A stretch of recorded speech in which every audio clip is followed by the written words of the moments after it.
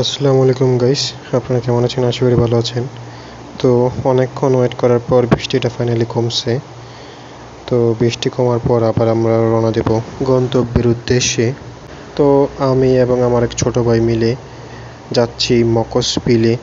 সেখানে একটুটি ঘুরবো ফিরবো, কিছু খাবো দাবো, একটু মজা করবো, আড্ডা দেবো, এর উদ্দেশ্যে রওনা দিয়েছি। তো বৃষ্টি যেহেতু কমেছে, তো চলুন গাইস সামনের দিকে আগাই।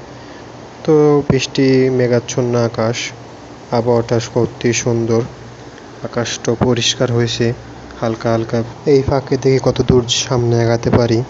তো যাওয়ার পথে এই ব্রিজটা খুবই চোখে লাগলো, দৃষ্টিনন্দন একটা ব্রিজ। ব্রিজ থেকে নামার পরেই একটি গ্যারাম গ্যারাম ভাব, মনে হচ্ছে বিলের কাছাকাছি চলে যাচ্ছি বা চলে আসছি।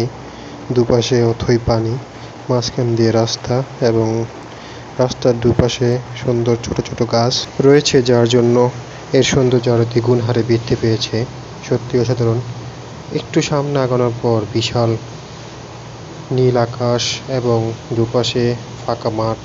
সত্যি এই দৃশ্যটা অসাধারণ লাগছিল। তো আমরা বিলের কাছে চলে আসছি। এটা এসে মকস বিল। বিলটা সত্যি বিশাল বড় এবং সুন্দর। তো আমরা বিলের ভিউটা দেখছিলাম রেস্টুরেন্টে বসে, এবং মাডার অর্ডার দিয়েছি। এখানে মাডা খুব স্পেশাল। তো মাঠাটা এতই ভালো লাগলো যে আমরা এক গ্লাস খেয়ে আবার নতুন করে 2টি অর্ডার দিয়ে দিলাম। সত্যি মাঠা খুব ভালো লাগলো।